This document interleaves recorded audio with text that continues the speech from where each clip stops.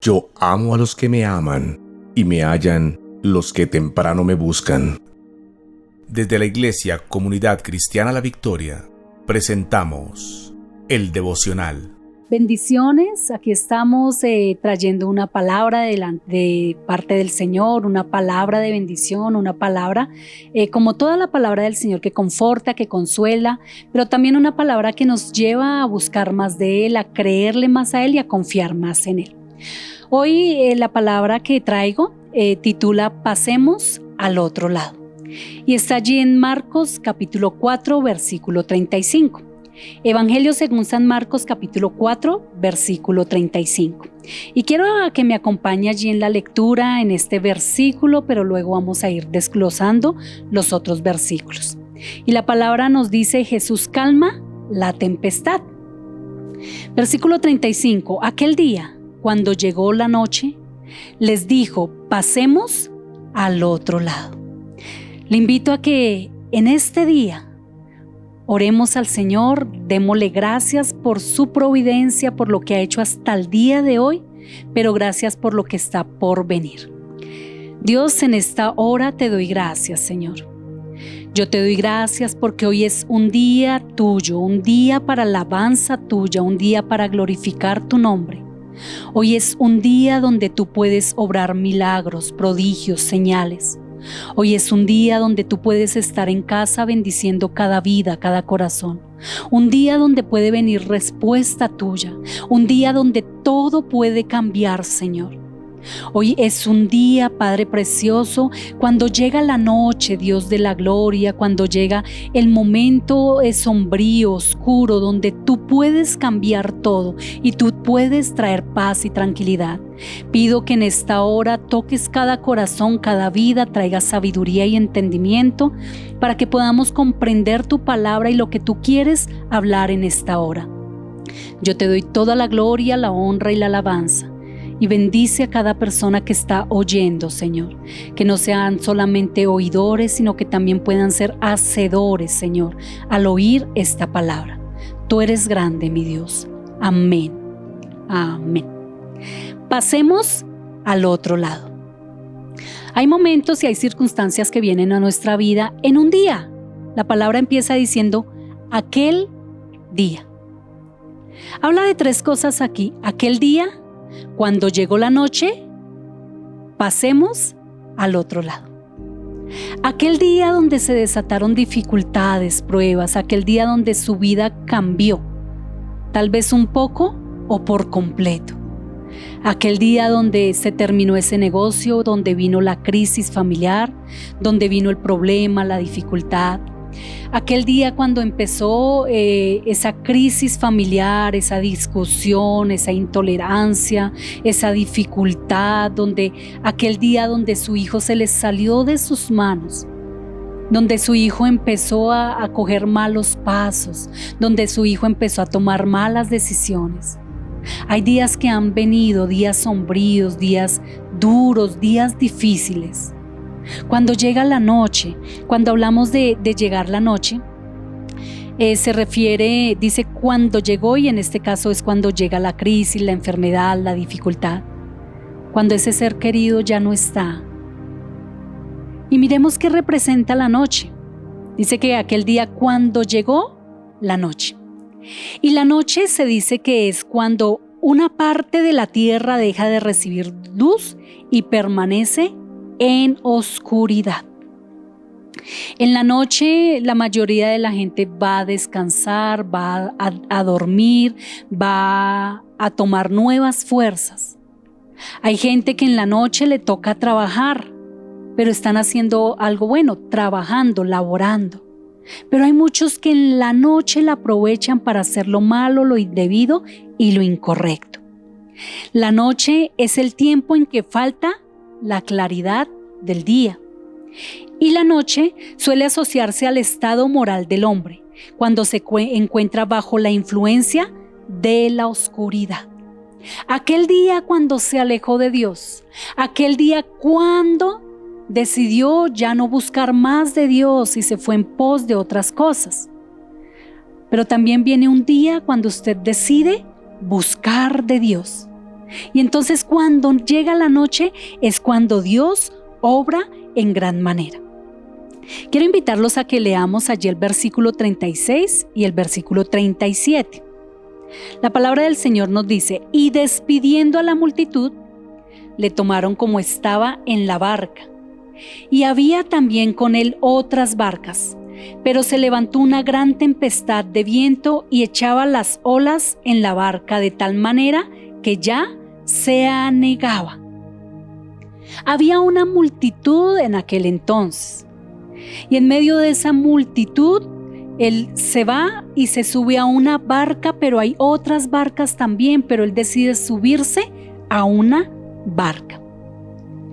Y entonces en ese momento, cuando estaban en la barca, dice que se levantó un gran viento, esa tempestad fuerte, y las olas venían sobre la barca y la barca ya casi se hundía. Esa barca representa su vida, esa barca representa su familia, esa barca representa su empleo, su hogar. Esa barca que está siendo azotada por vientos, que está siendo azotada por olas y que está a punto de hundirse. Esa barca donde está Jesús, pero muchos no le tienen en cuenta. Muchas veces Jesús está ahí en medio nuestro, pero no le tenemos en cuenta. Decimos que Jesús está en nuestra vida, que está en nuestra familia, que Jesús es el centro, pero cuando vienen circunstancias, cuando vienen dificultades, cuando viene la bendición, nos olvidamos que fue Él quien la dio. Nos olvidamos que fue Él el que nos bendijo, que fue Él el que abrió camino, que fue Él el que abrió puertas de bendición, y nos olvidamos de Dios. Y resultamos haciendo como bien nos parece. Como ya recibí la bendición, entonces ya Dios no hay problema en que no obre. Pero cuando viene la circunstancia, volvemos a buscar de Él. Estas barcas estaban azotadas, pero la diferencia es que había una barca donde estaba Jesús.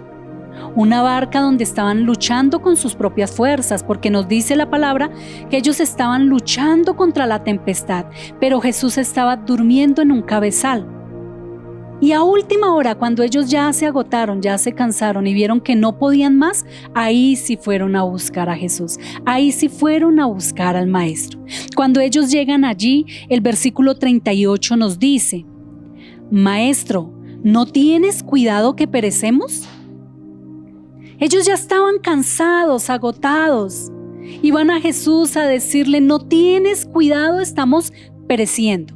Y quiero que prestemos atención a esta palabra, no tener cuidado. No tener cuidado es no prestar atención. No tener cuidado es no darle la importancia a algo o a alguien. No tener cuidado es no darle el valor que merece. Y no tener cuidado en no darle el lugar que merece. Cuando ellos hablan de no tener cuidado, Jesús sí tenía cuidado de ellos, pero muchas veces el Señor dice: no tienes cuidado de mi palabra, no tienes cuidado de la familia que te he dado, no tienes cuidado de los recursos que te he entregado, no tienes cuidado de cómo estás manejando y guiando tu vida. No estás teniendo cuidado de mí porque no me estás dando el valor y el lugar que merezco. Pero también nos dice: perecemos, ¿no tienes cuidado que perecemos? La palabra perecer deriva de una palabra que se llama perecere, que procede de perice. Y perice o perecer significa morir. Eso significa la palabra perecer, morir. Entonces vemos que este verbo está hablando de la finalización de algo, de que está muriendo. Cuando se dice murió una persona, murió un familiar, es que finalizó la vida de esa persona.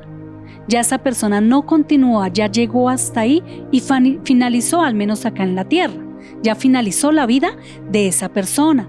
Pero también es la finalización de un proyecto, de una empresa, de lugares. Hay lugares que han desaparecido, hay lugares que han muerto, lugares que ya no están por diferentes circunstancias, porque vino un terremoto, porque un volcán hizo una erupción y arrasó con todo y tapó la ciudad.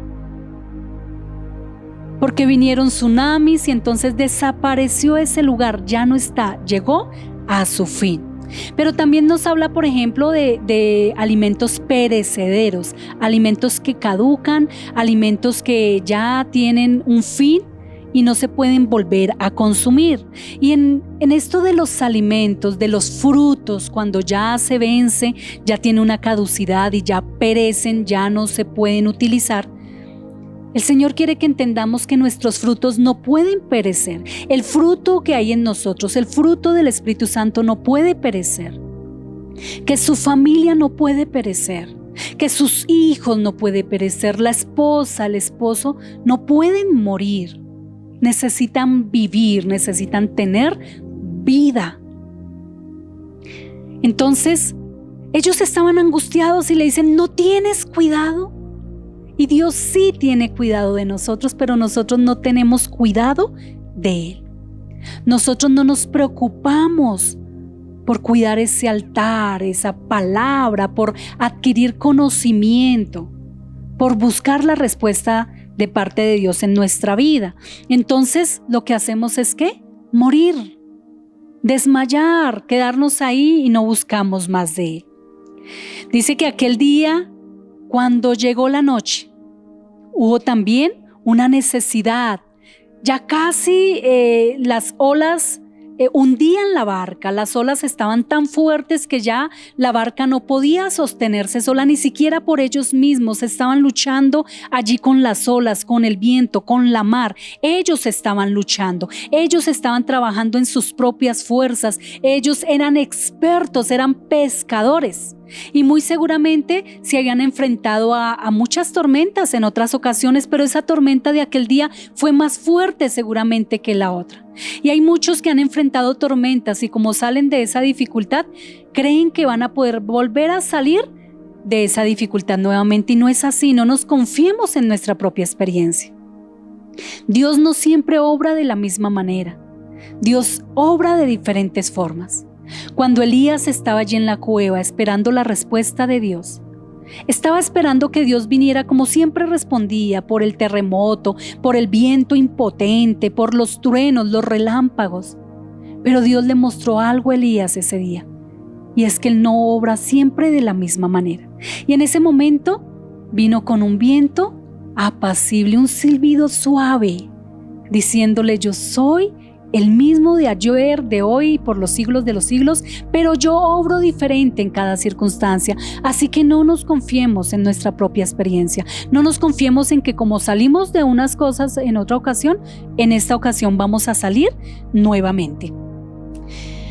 Cuando llegue ese día, lo que usted y yo necesitamos en nuestra vida, dice el versículo 38, y él estaba en la popa durmiendo sobre un cabezal, y le despertaron y le dijeron: Maestro, ¿no tienes cuidado que perecemos? Y el versículo 39, y levantándose, reprendió al viento y dijo al mar: Calla, enmudece. Lo que usted y yo necesitamos en tiempo de crisis, en tiempo de dificultad, en tiempo de aflicción, es que el Señor se levante a favor de nosotros, no en contra nuestra. Recordemos en la palabra, si usted lo ha leído, dice que habían momentos donde el pueblo de Israel salía a la batalla y Dios les decía: no vayan porque no voy a estar con ustedes y van a morir, van a perder la batalla, pero ellos no hacían caso. Y entonces se iban a la batalla, y en el momento de la batalla llegaban frustrados, derrotados, porque Dios no estaba ahí. Necesitamos que Dios se levante a favor nuestro, que Dios esté con nosotros, junto a nosotros, que Dios nos ayude. Necesitamos acudir a Él. Ellos, en medio de esta dificultad, después de que ya no pudieron más, fueron a buscar a Jesús. Y ahí sí Jesús se levanta. Busquemos a Jesús en este momento de tormenta. Busquemos a Jesús en este momento de crisis y vamos a ver cómo Él se levanta a favor nuestro. Pero dice también que Él reprendió. Entonces, ¿cómo reprende al viento y al mar? Calla, enmudece. Él reprende el problema, Él reprende la dificultad, Él reprende la enfermedad. Él tiene la autoridad para hacer que esa enfermedad cese, para hacer que esa crisis económica cese. Él tiene la autoridad para hacer que ese matrimonio permanezca, que no se hable de divorcio, para que cesen las contiendas, para que cese la intolerancia, para que cese el irrespeto, la deshonra. Él tiene la autoridad para hacer eso. ¿Qué tenemos que hacer usted y yo? Despertar a Dios con nuestra oración, con nuestro ruego, con nuestra súplica. Despertar a Dios con nuestra actitud, haciendo lo bueno, lo recto, lo debido. Haciendo lo bueno delante de Dios, delante de sus ojos. Buscar agradar a Dios y no a los hombres. Y entonces Él se va a levantar a nuestro favor. Y después de que Él calma la tempestad, después de que reprende al viento y al mar, y les dice que ya no más, que se callen, que enmudezcan. En ese momento dice, cesó el viento y se hizo grande bonanza. En otra versión de la Biblia dice, cesó el viento y vino una gran calma. Déjeme decirle a cada uno de ustedes que esa tempestad va a terminar, que va a cesar el viento, van a cesar las olas que están tratando de ahogar esa barca suya. Van a cesar esas tormentas que han venido sobre su vida, las cuales han agitado, las cuales se han movido, las cuales han dañado, las cuales están haciendo estragos en su vida, en su casa, en su familia. Van a cesar porque el Señor se levanta a su favor. Pero también va a venir una gran calma, va a venir un tiempo de paz, un tiempo de tranquilidad. Y usted y yo lo viviremos, usted y yo estaremos en ese momento. ¿Y sabe qué haremos en ese instante cuando venga la calma? Podremos decir, Señor, valió la pena perseverar, valió la pena mantenerme firme, constante, valió la pena no permitir que mi pie resbalara en ese momento de angustia. Valió la pena creerte a ti, confiar en ti, valió la pena.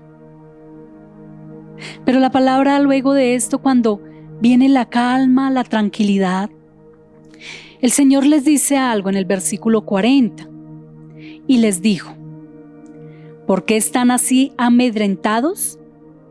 ¿Cómo no tienen fe? Cuando ellos van y llaman al Señor angustiosos, acelerados, me imagino que iban molestos, diciendo, y Él allá durmiendo y nosotros acá luchando y peleando con las olas, con el viento, con el mar, con los problemas, las dificultades, y Él no hace más que dormir, allá está tranquilo, porque es que el Señor tenía fe y sabía que si Él pronunciaba una palabra, el mar y el viento se aquietarían, ya llegaría una gran calma. Y muchas veces usted y yo estamos en la misma situación, peleando, discutiendo, molestos con el Señor, enojados porque Dios no obra, porque Dios no hace, porque Dios no responde, porque la situación sigue igual. Y muchos tienden a pensar y a hacer, porque terminan haciéndolo, alejarse de Dios, volver otra vez a su vida atrás y volver otra vez a su pecado y volver a hacer lo malo. Y muchos dicen neciamente, me iba mejor cuando no conocía de Dios. Tengamos cuidado, no es así, nunca nos va a ir mejor sin Dios. Aunque en este momento las cosas vayan bien sin Dios, téngalo por seguro que todo va a dar un vuelco después, porque sin Dios nada somos, sin Dios no hay bendición. Y cuando dice que, ¿por qué se amedrentan? Usted y yo muchas veces estamos amedrentados, y amedrentar significa miedo, temor, cobardía. Amedrentar es provocar miedo, es amenazar, es presionar, es desatar carga, eso es amedrentar. Y el viento, la tormenta, el mar, lo que hizo fue ¿qué? Presionar a los discípulos, infundir miedo a ellos, atemorizarlos, desató carga sobre ellos. Ellos estaban angustiados, pensaban que iban a morir, pensaban que ese día era el último día que vendría a ellos.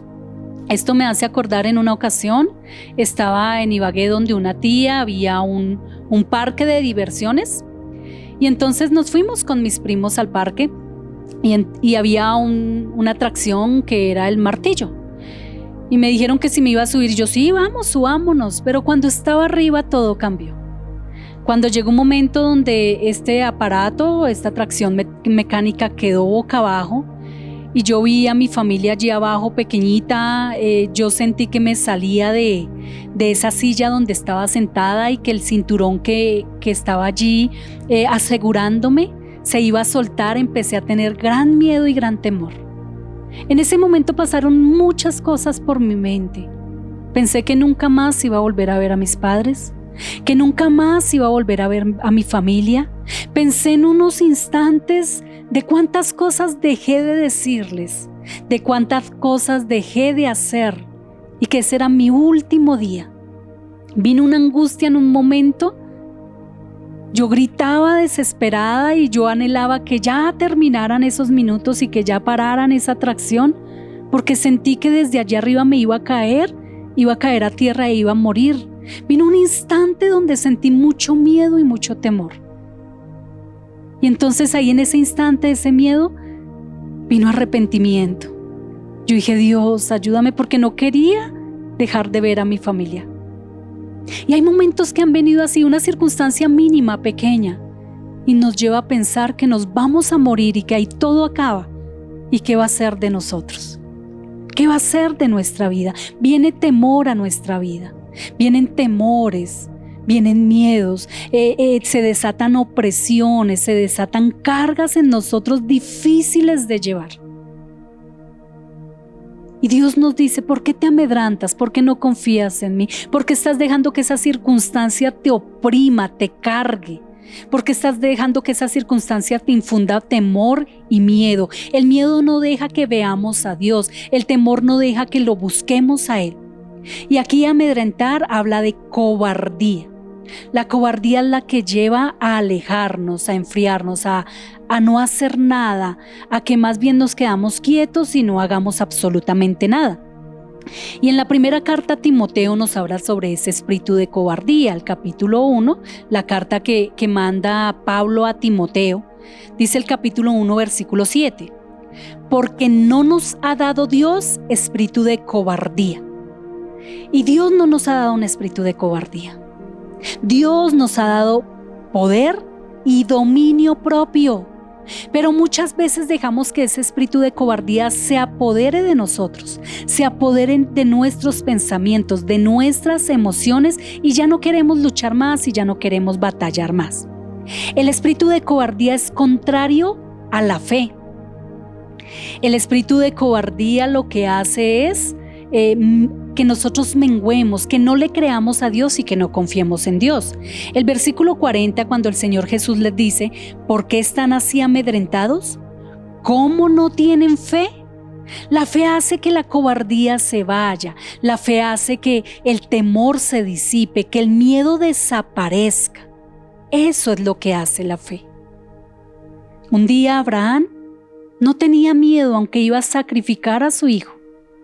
Él iba confiado, él no iba temeroso, él no iba con opresión, él iba con fe, creyendo que Dios, quien es el poderoso, el grande, el que todo lo puede, podía hacer algo, un milagro sorprendente a la hora de ir a sacrificar a su hijo. Y así fue, porque cuando ya él estaba dispuesto a sacrificar a su hijo, aparece el ángel y le dice, no lo hagas, Abraham, porque ahora me doy cuenta que tú tienes fe y ahora me doy cuenta que eres obediente. Y Dios proveyó para el sacrificio el animal. Entonces, el espíritu de cobardía es contrario a la fe. Si Abraham hubiera tenido un espíritu de cobardía, no hubiera llevado a su hijo a sacrificarlo como Dios se lo había dicho. Y sabe que esta obediencia de Abraham trajo muchas bendiciones, tantas bendiciones que nos dice la palabra, que en él serían benditas todas las familias de la tierra, y su familia y mi familia son benditas en él, porque es la promesa que él recibió por su obediencia. Pero miremos qué hace el espíritu de cobardía. El espíritu de cobardía nos inmoviliza para desarrollar la obra de Dios. Nos inmoviliza para pelear por ese matrimonio, por ese hogar. Nos inmoviliza a a llevar el perdón, a perdonar a aquel que nos ofendió, que nos hizo daño. No deja que nosotros actuemos de esa manera. Entonces, si el esposo cometió una infidelidad o la esposa, ese espíritu de cobardía lleva a no perdonar porque inmoviliza el corazón misericordioso y compasivo. Ese espíritu de cobardía inmoviliza para el ministerio. Entonces, usted que Dios lo ha llamado a servir en su obra, siente un impedimento, no puedo, no soy capaz, esto no es lo mío, eso va a quitar tiempo, y entonces lo va a inmovilizar porque usted cree que no lo va a poder hacer y que no está capacitado. Pero Dios ha dicho, de lo vil y menospreciado escogió Dios para avergonzar a lo sabio. Nadie tiene que ser entendido en todo o estudiado, simplemente tiene que estar dispuesto para que Dios lo use, y obvio en el proceso capacitarse y prepararse. Pero también ese espíritu de cobardía me inmoviliza para la administración de lo que Dios me ha dado. En primer lugar, de este templo que es templo del Espíritu Santo, de mi vida, la administración de mi vida, cómo la estoy conduciendo, cómo la estoy viviendo. Pero también me moviliza en la administración de mi familia, cómo estoy organizando el tiempo para compartir en familia, cómo lo estoy haciendo. Esos momentos que tenemos, que tal vez para muchos son momentos pequeños, cortos, los utilizan es peleando, discutiendo, ofendiéndose. Los utilizan es haciendo otras cosas, cada uno metido en un aparato, en el televisor, en el Xbox, en el celular, en el Face. Y se olvida en realidad de compartir en familia. ¿Cómo está usted cultivando esa familia? Cuidando esa familia. El administrar también los recursos que Dios ha dado. Dios ha traído recursos a nuestra vida, pero ¿cómo los estamos administrando? ¿Acaparamos todo y no bendecimos a otros? En momentos de abundancia, dice la palabra, si alguien te viene a pedir, no le digas ven mañana, cuando tienes para darle en ese momento. Si en ese momento tienes para bendecir a otra persona, hazlo en ese instante. Administra bien los recursos que Dios te ha dado. Pero el espíritu de cobardía nos lleva a cuestionar todo. Entonces usted todo lo cuestiona, ¿por qué sí, por qué no, por qué hacen, por qué no hacen? Pero usted no hace ni tampoco deja hacer por estar cuestionando todo. Ese espíritu de cobardía nos lleva a impartir con nuestros labios temor a otras personas, pero también lleva a otras personas a infundir temor a nuestras vidas. En cambio, el espíritu de fe, ese don de fe, ese fruto de fe, nos lleva a bendecir a la persona, a hacerle ver que aunque en este momento esté el problema, tenga fe porque Dios va a orar y va a poder ver la bendición. Porque la fe dice que es la convicción de lo que tenemos en nuestro corazón y es la certeza de lo que esperamos. Usted y yo esperamos ver la bendición de Dios y tendremos la certeza. Ese espíritu de cobardía se mueve en las emociones. Recordemos en este caso los 10 espías. Eran 2 espías que fueron a reconocer la tierra prometida, pero 10 de ellos se atemorizaron. 10 de ellos dejaron que el espíritu de cobardía surgiera en sus corazones, y entonces vinieron hablando mal de las bendiciones de Dios, de la tierra de Dios. Habían bendiciones grandes, habían unos frutos especiales, una tierra que fluía leche y miel, y el espíritu de cobardía llevó a hablar mal de las bendiciones de Dios, y eso trajo consecuencias. Pero también nos da un ejemplo del espíritu de cobardía cuando una mujer va y unge los pies de Jesús y dice que derrama un perfume costoso, caro, y sus discípulos se molestan, se enojan, y entonces Judas dice: qué desperdicio, lo hubiéramos podido vender y hubiéramos podido tener más dinero. El espíritu de cobardía nos lleva a ser escasos, tacaños, y la palabra dice: no seas escasa, no seas escaso, extiende tus cuerdas, alarga tu tienda, ensancha tu lugar, porque Dios es el que va a bendecir. Ese espíritu de cobardía toma el control de nuestra mente y de nuestras decisiones. Queremos hacer algo y terminamos haciendo lo contrario porque tenemos miedo, temor, porque estamos amedrentados. Pero el Señor quiere que hoy usted termine con ese espíritu de cobardía. Esto limita el poder de Dios. Ese espíritu de cobardía hace que Dios no obre. Y en Mateo 13:58 dice: y no hizo allí muchos milagros a causa de la incredulidad de ellos. A causa de ese espíritu de cobardía que no dejaba creer, porque lo que hacía era oprimir, entonces Dios no puede hacer muchos milagros. Y el Señor nos dice: ¿hasta cuándo, hombres de poca fe, mujeres de poca fe, hasta cuándo van a creerme a mí? ¿Hasta cuándo van a creer que no es con espada, no es con ejército, sino que es con mi Santo Espíritu que pueden lograrlo? ¿Hasta cuándo van a creer y a conocer y a saber que apartados de mí nada pueden hacer? ¿Que conmigo están seguros? ¿Que si yo voy en su barca no se hundirá, ni las olas la negarán, ni la tormenta disipará todo? ¿Que si yo estoy con ustedes todo se va a aquietar y todo se va a cesar? Aquel día, cuando llegó la noche, el Señor dice: pasemos al otro lado. Pasa de esa incredulidad a creer. Pasa de esa duda a la fe. Pasa al otro lado. Estás tal vez en el lugar de los 10 espías que no creyeron, que tenían miedo, que atemorizaron a los demás, que infundieron temor a otros, y el Señor te dice: ya no más, pasa al otro lado, al lado de Caleb y de Josué, que ellos decidieron ver la bendición, y que aunque habían problemas y dificultades, Josué y Caleb decidieron creer en mí, dice el Señor. Ellos dijeron: Dios podrá entregarnos ese lugar, Dios podrá hacerlo. Si tú estás en el lugar de Saúl frente al Goliat, porque dice que Saúl lo que hacía era esconderse, cuando Goliat salía a amedrantar al pueblo, y entonces le decía al pueblo: ¿quién va a salir contra mí? A ver, ¿quién va a venir a pelear y quién me va a derrotar? Y el pueblo lo que hacía era esconderse porque estaba amedrentado, atemorizado, oprimido. Y Saúl, que era el rey, se escondía.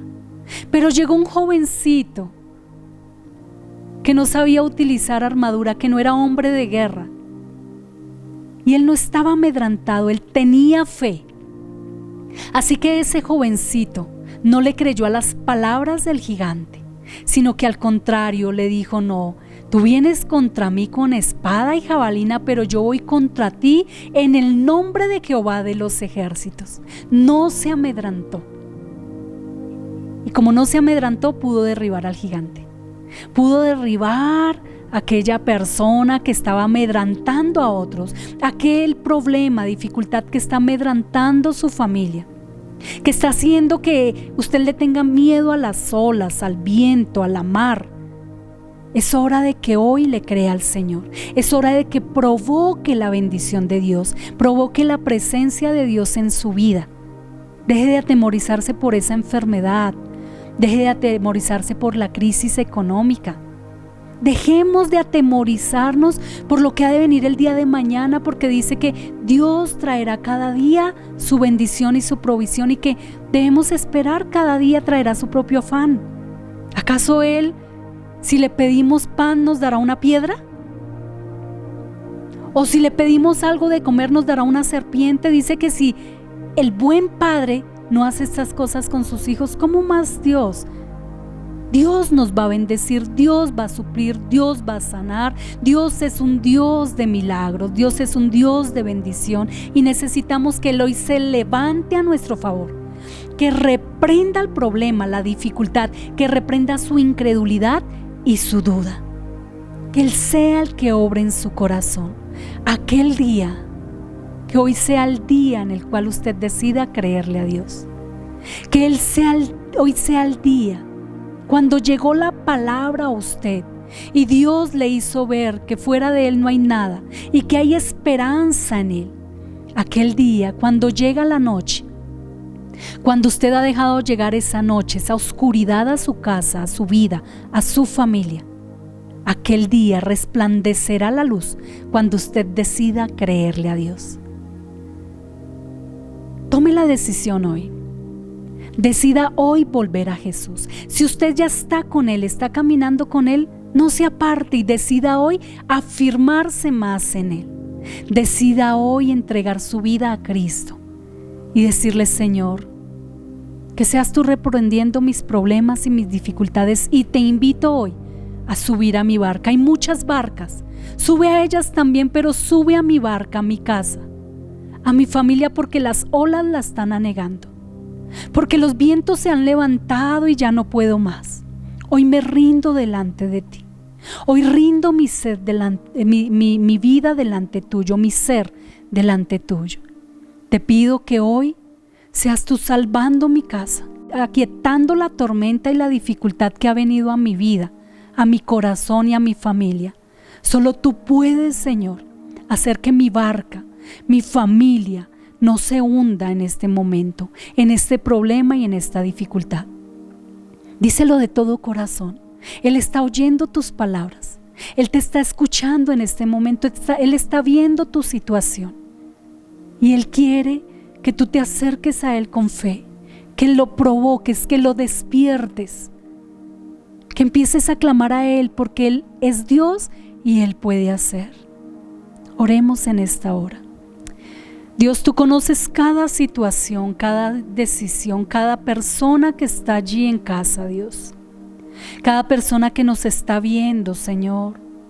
Personas que están con problemas, dificultades, Señor, tribulaciones, Dios. Personas, Señor maravilloso, donde han estado agobiadas, afligidas, Señor. Donde están tristes, Padre Santo, donde han perdido la ilusión, la esperanza.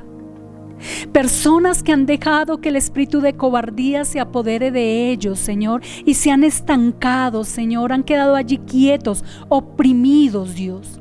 Hoy en el nombre de Cristo te pido, Señor de la gloria, que reprendas al devorador, Señor. Que seas tú soltando esas cadenas de opresión, Dios poderoso. Que seas tú dando libertad a los cautivos, vista a los ciegos, Dios. Que seas tú hoy obrando en ese problema y en esa dificultad. Señor, obra en esta hora. Obra, Señor, en esa casa donde han venido cosas espirituales, donde ha venido opresiones espirituales, Dios, donde ha venido estancamiento en la economía, Padre, donde ha venido problemas en el hogar, donde han venido pleitos, conflictos. Obra en esa vida, obra en esa relación entre esposos, Señor, obra en la relación entre padres e hijos, Señor, que se ha venido dañando, lastimando, Señor. Obra, Padre Celestial, en ese corazón que está herido, que está lastimado, que está dolido, Dios. Obra en esta hora, te lo ruego. Yo te pido que seas tú obrando en ese niño, Señor, en ese jovencito. Que seas tú obrando en la mujer, en el varón, Señor maravilloso. Que seas tú obrando, Padre Santo, en esta hora, en cada vida. En esa enfermedad, reprende la enfermedad, Dios. Reprende, Señor, esa crisis económica, Padre, te lo ruego. Que seas tú, oh buen Dios, reprendiendo ese viento y esa mar que se han levantado en los hogares y en las familias, te lo pido, Señor. Yo te doy gracias porque sé que tú eres Dios y estás obrando en cada vida y en cada corazón. Tú estás abriendo caminos, Señor, y tú estás haciendo algo sobrenatural hoy en cada hogar y en cada casa. Gracias, mi buen Dios. A ti sea gloria, honra y alabanza, Señor. Gracias, Padre. Gracias, Rey. Gracias, Señor. Amén. Mis hermanos, yo les invito a que en esa barca donde está Jesús, que es su casa, decidan despertarlo en oración, en ayuno, en palabra, despertar a nuestro Señor, diciéndole: aquí estoy, Señor, haz de mi vida un altar. Aquí estoy dispuesto a seguirte, a amarte y a servirte, Dios. Aquí estoy dispuesto a creerte, Dios. Y aquí estoy dispuesto a dar la batalla, porque sé que no estoy solo, no estoy sola. Que tú estás conmigo y estás con mi familia y estás junto a mí y tú pelearás por mí. Gracias, mi buen Dios. Así que a partir de hoy, no tenga temor y no permita que el espíritu de cobardía lo llene, sino al contrario. Crea que Dios está ahí y que donde Dios está vendrá la paz, la calma y la tranquilidad. Dios les bendiga, que tengan una buena semana. Bendiciones en Cristo. Yo amo a los que me aman y me hallan los que temprano me buscan. Desde la Iglesia Comunidad Cristiana La Victoria, presentamos el devocional